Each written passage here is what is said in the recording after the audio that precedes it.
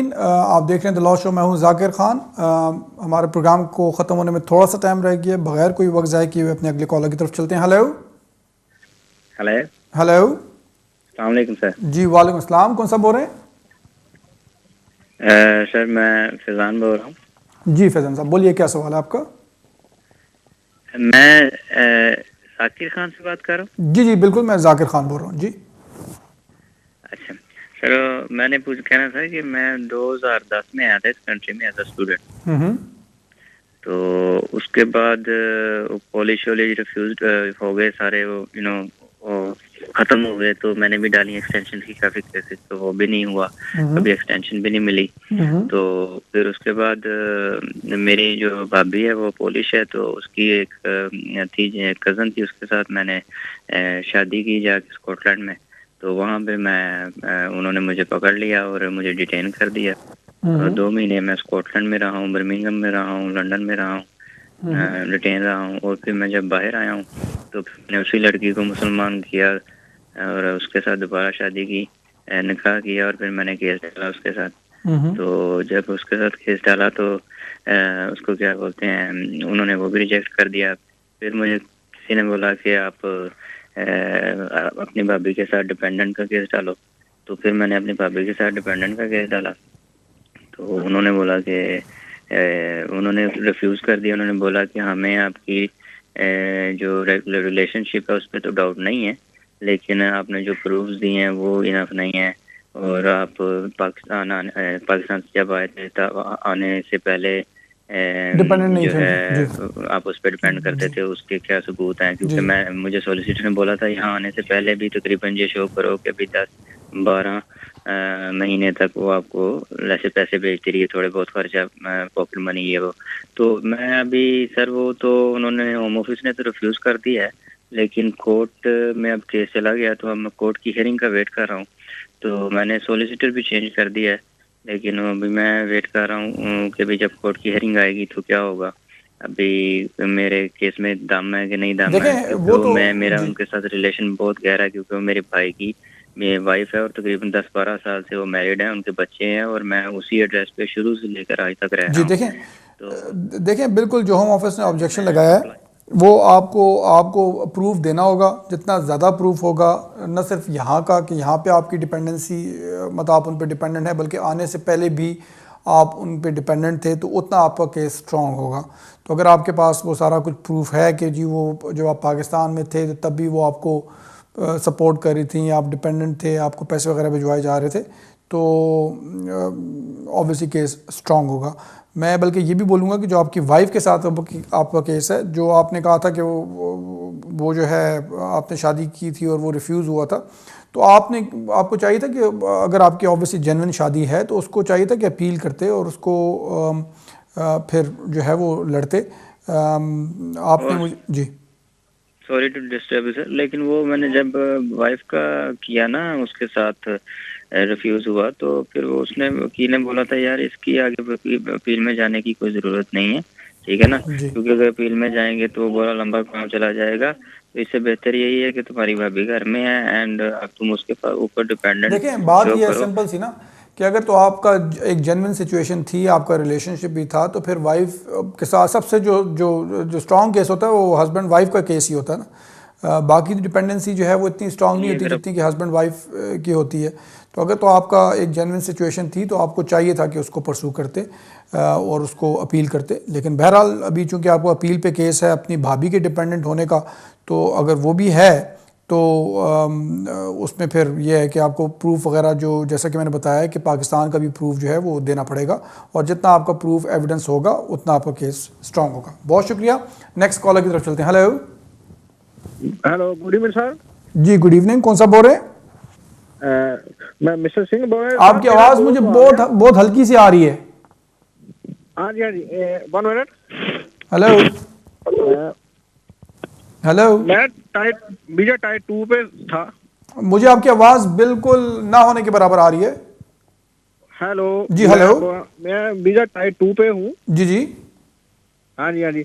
तो मेरी company revoke हो गई, मैंने 2.5 साल इस पे रहा हूँ बीजे पर। तो अभी कंपनी रिवॉक हो गई है, तो कंपनी यूरोपियन कोर्ट में चला गया केस इसका। तो फिर अभी उन्होंने लेटर डाल दिया मुझे तो भाई 60 डे में आप कोई और केस डालो, तो मैं ऑलरेडी अपना केस बिजनेस वीजा डाल चुका हूँ, तो वो JR में है। जी जी। तो मैंने अपनी वाइफ का नहीं, मेरे पास 5 ईयर का वीजा वैलिड था, तो फिर मैंने वाइफ का नहीं डाला। तो फिर उसके बाद मैंने अभी उन्होंने लेटर भेज दिया भी आप वीजा कंट्री छोड़ो तो 60 डे में कोई बिन करो। अभी मुझे समझ नहीं आ रही मैं अपनी वाइफ का डिपेंडेंट वीजा डालूं बिजनेस जो JR पे है, तो कोई और वीजा डालूं? नहीं देखें, अभी अभी तो आपका अपना जो केस है वो JR पे है।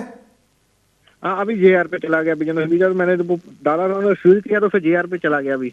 जी, तो फिर अभी अगर आप डिपेंडेंट का केस डालेंगे तो आपका तो अपना केस, वाइफ का अगर डिपेंडेंट केस डालते हैं तो चूंकि आपका अपना केस रिफ्यूज़ हो चुका हुआ है तो हाँ जी, हाँ जी। इसलिए वो डिपेंडेंट का मुश्किल होगा। लेकिन बहरहाल ये ज़रा थोड़ा सा डिटेल में बात करने वाली चीज़ है, और मैं आपको ये बोलूँगा, एक तो मुझे आपकी आवाज़ भी बिल्कुल क्लियर नहीं आ रही, कि आप ज़रा डिटेल में जाके इसको डिस्कस करें किसी वकील के पास। बहुत शुक्रिया। नेक्स्ट कॉलर की तरफ चलते हैं। Hello hello. Hello. जी hello. Yeah. Yes, who is this? Hello. Hello. Hello. Yes, your call is through. आपकी call through हो चुकी है. Who is this? What's your name? This is Majida. Okay. And what's your question? My question is, Hello. my name is Majida. I think either there's a problem in our system here, but I can't hear you properly. Hello. Hello.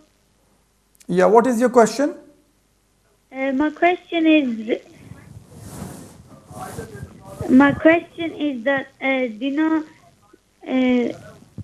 my mom, she sent her passport for a visa. Mm-hmm. When my dad was alive, she had 5 years of visa. But then now, because my dad passed away, Mm-hmm. she sent her passport for the visa. But I want to know, like, they've not asked any other questions. So is there a possibility that she'll get her visa? Well, it's very difficult for me. Permanent. It's very difficult for me to say anything about it. If she has submitted the application and the Home Office hasn't yet asked anything from her, then she should wait. But it's not the responsibility of the Home Office to ask any further documents. In the first place, whoever is submitting the application has to make sure that all the documents are submitted with the application, all the required documents are submitted with the application, and that the applicant meets the relevant rules and the criteria. So I would advise you to ask your mother to get some legal advice on the matter to confirm whether she has submitted a proper application to the Home Office or not. Thank you very much. अगले caller की तरफ चलते हैं. Hello. Hello जी hello. जी, मैं अमन बोल रही हूँ. Good evening. जी गुड इवनिंग. जी बोलिए, क्या सवाल है आपका? हाँ, जैसे ना मैं स्टूडेंट वीजा पर आई थी, यहाँ पर मेरे हस्बैंड मुझ पर डिपेंडेंट थे. मेरा 2 ईयर का वीजा था. उसके बाद मैंने अप्लाई नहीं किया, और अब मेरे 2 बच्चे हैं, एक 6 ईयर की है, एक 3 ईयर की है. जी, तो आपका सवाल क्या है? हेलो. 5 ईयर का यहाँ पर बच्चा बॉर्न हो जाता है तो हम अप्लाई कर सकते हैं. सॉरी, आप क्या कह रही हैं? आपका वीज़ा एक्सपायर हो गया, आपने अप्लाई नहीं किया, आपका एक बच्चा 6 साल का है, एक 2 ईयर्स का. 3 ईयर्स. जी, तो अब सवाल क्या आपका? मैं ये पूछना चाहती थी कि हमें किसी ने बताया क्या कि जब आपका बच्चा यहाँ पर 5 ईयर का हो जाए तो आप अप्लाई कर सकते हो. 5 ईयर्स का नहीं है, 7 ईयर्स है, 7 साल. ओके, मैंने टीवी पर ऐड देखी थी ना 5 ईयर की, तभी मैंने आपसे पूछा क्या और कोई रास्ता है पर हम अप्लाई यहाँ पर रहने के लिए अप्लाई कर सके. जी, जो रूल जो है ना वो 7 ईयर्स के हैं, लेकिन आप ऑब्वियसली अगर 7 साल नहीं हुए तो उससे पहले भी अप्लाई कर सकते हैं. हर एक जो केस होता है उसकी मुख्तलिफ नोयत होती है, आपके सर्कमस्टांसेस पे डिपेंड करता है. फिर ज़रूरी नहीं है कि अगर आपको 7 साल हो गए हों तो तभी आपका केस जो है वो स्ट्रॉन्ग हो. लेकिन अगर आपकी सिचुएशन ऐसी है कि आप वापस नहीं जा सकते, आपके सर्कमस्टांसेस ऐसे हैं, तो आप अभी भी एप्लीकेशन कर सकते हैं, लेकिन आम तौर पे जब बच्चा 7 साल पे यहाँ पे हो जाए तो फिर उस बेसिस पे आप कानून के मुताबिक एप्लीकेशन कर सकते हैं। बहुत शुक्रिया। नेक्स्ट कॉलर की तरफ चलते हैं। हेलो। हेलो, अस्सलाम वालेकुम। जी वालेकुम सलाम। कौन सा बोल रहे हैं? मैं शहजाद बात कर रहा हूँ। मैं 2 क्वेश्चन आपसे पूछने। एक तो मुझसे रिलेटेड है कि मैंने यहाँ पे शादी की थी, EU मुझे मिला था। शादी मैंने की थी नवंबर 2013 में। जी जी। और उसकी बेस पे मुझे EU फैमिली मेंबर का 5 साल का वीज़ा मिला था जुलाई 2014 में। जी। तो मैंने पता करना था कि उसके बाद एक तो इंडेफिनाइट के लिए मैंने कब अप्लाई करना है और उसके लिए क्या रिक्वायरमेंट्स, और दूसरा मेरा भाई है पाकिस्तान, तो मैं उसको बुलाना चाह रहा था। आया कि उसको मैं यहाँ पे UK बुला सकता हूँ या फिर उसके लिए आयरलैंड का ऑप्शन बेहतर रहेगा? देखें, जहाँ तक आपका पहला सवाल है, जब आपको यहाँ पे 5 साल जब वीज़ा ख़त्म होने वाला हो तो उससे कुछ दिन पहले, 1 महीना पहले, या जब 28 दिन का टाइम रह जाए तो आप अप्लाई कर सकते हैं परमानेंट रेजिडेंस के लिए। लेकिन जो आपको प्रूव करना होगा वो ये करना होगा कि लास्ट 5 ईयर्स जो हैं वो आपकी वाइफ जो है वो ट्रीटी राइट एक्सरसाइज करती रही थी, और आप भी जो है कंटिन्यूसली ट्रीटी राइट एक्सरसाइज कर रही थी और आप लोग इकट्ठे रह रहे हैं। तो ये जो मेन जो है उसकी रिक्वायरमेंट्स हैं। जहाँ तक आपके भाई का ताल्लुक़ है, तो आप अपने भाई को विजिट वीज़ा पे बुलाना चाह रहे हैं या क्या? ये मैं पूछना था कि मेरा था कि उसको तो मैं बुला लूँ किसी परमानेंट वीजे पे या विजिट पे। विजिट देखिए, अगर तो आपका भाई आप पे डिपेंडेंट है या आप पे नहीं, आपकी वाइफ पे डिपेंडेंट है, क्योंकि अगर आप पे डिपेंडेंट होता भी है तो चूंकि आप खुद यूरोपियन यूनियन सिटीज़न नहीं है तो वो इतना कोई वो नहीं होगा। लेकिन अगर आपकी वाइफ यानी कि अपनी भाभी पे वो डिपेंडेंट है, आपकी वाइफ यहाँ पे काम कर रही हैं, पैसे वगैरह भिजवा रहे हैं, यहाँ से सपोर्ट कर रहे हैं, तो फिर आप उसको एज ए डिपेंडेंट बुला सकते हैं। लेकिन जहाँ तक आयरलैंड का आपका सवाल था तो वो तो मैं ज़्यादा कुछ नहीं कह सकता, क्योंकि वो तो आपको कोई वहीं का जो वकील है आपको गाइड कर सकता है। लेकिन यहाँ पे भी अगर आप बुलाते हैं तो इस सिलसिले में रूल जो हैं वो ठीक है, EU के अप्लाई होते हैं, लेकिन इतना आसान नहीं। इतना अगर कोई ओवर 18 होता है और वो डिपेंडेंट होता है तो उसका वो काफ़ी स्ट्रिंजेंट क्राइटेरिया है, और मेरा मशवरा ये है किसी वकील के पास जाके इसको डिटेल में डिस्कस करें। बहुत शुक्रिया। नेक्स्ट कॉलर की तरफ चलते हैं। Hello. Hello. Hello. Hello. Hello जी, कौन साहब बोल रहे हैं? भाईजान मैं गुरमीत सिंह बोल रहा हूँ। जी गुरमीत सिंह साहब बोलिए, क्या सवाल है आपका? भाईजान मेरे ना फ्रेंड ने एक यूरोपियन फैमिली मेंबर का लाया है, एप्लीकेशन लगाई है। तो उनको कहीं सॉलिसिटर पास नहीं गया, सॉलिसिटर इधर ही घर में आया, उसको पेपर भी दे रही है, बोलता तेरे सारे लेटर आ गए हैं, मेरे को इतनी फीस दे दो, इतनी दे दो, है ना। तो अभी मैं इंडिया गया था, मैंने इधर आके चेक किया, मुझे लगता नहीं भी पेपर वो सही है, भी वैसे ही देंगे उनको ना। तो उसमें एक पेपर पर लिखा है किसी ट्रेवल का नंबर है। क्या क्या क्या लिखा हुआ है उस पे? हेलो, सॉरी, आप क्या कह रहे हैं? उसमें एक पेपर पे क्या लिखा हुआ है? किसी ट्रेवल लाइन का नंबर है। जी जी। तो होम ऑफिस का नहीं नंबर है, ट्रेवल लाइन का नंबर। देखिए मैं जी, आपका सवाल क्या? आपका